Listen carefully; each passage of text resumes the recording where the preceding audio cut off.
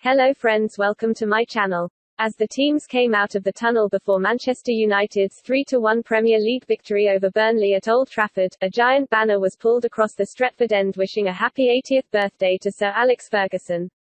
It is hard to believe Ferguson has reached such a landmark, partly because it means that by the end of this season, 9 years will have elapsed since he vacated the Old Trafford hot seat. Ever since then, United have been trying desperately to restore their status as England's #1 club, which they assumed with authority for so much of Ferguson's reign. 12 months ago, they seemed to be getting close. They were top of the Premier League on New Year's Day. The intervening year has not been good to United. Their title challenge faded before January was through. They lost another semi-final to Manchester City and the Europa League final to Villarreal. And, after losing their way completely during a disastrous autumn, Ole Gunnar Solskjaer lost his job. Ralph Rangnick's stuttering start at Old Trafford at least sparked back to life quickly enough for United to end the year in the top 6, as they have done every year since 1989.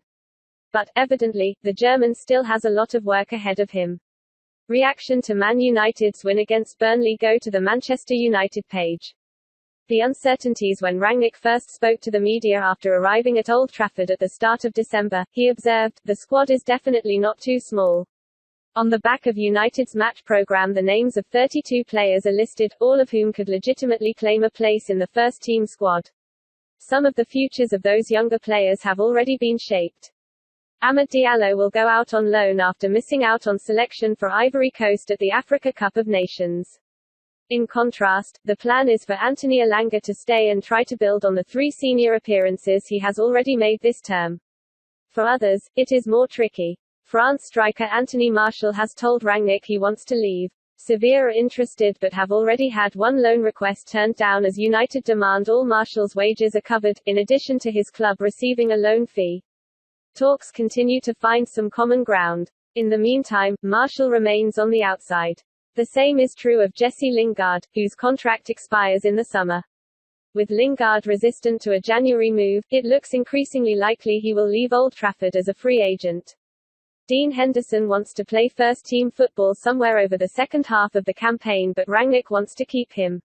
Juan Mata could leave next month, having not started a Premier League game since signing a 1-year extension last summer, and then there is Paul Pogba, whose contract also expires in the summer, with United in the uncomfortable position of either offering improved terms to a player who hardly deserves it, or risk losing him for nothing for a second time.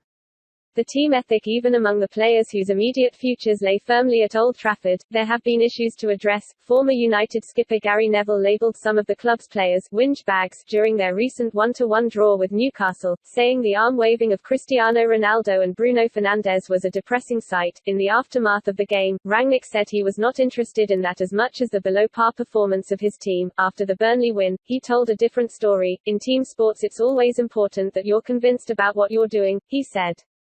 At Newcastle it was a difficult game for us. We were 1-0 down after 7 minutes. They did well and we didn't play well, therefore the reaction to what is happening on the pitch is the question.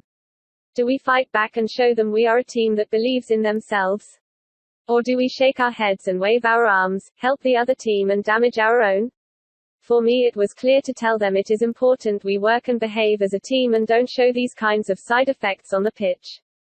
The positives between them, Michael Carrick and Rangnick have presided over an 8-match unbeaten run, which is the longest United have been on since the middle of last season.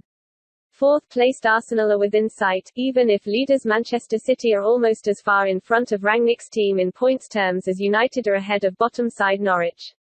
Ronaldo evidently still has his goal-scoring touch and Scott McTominay has impressed in central midfield.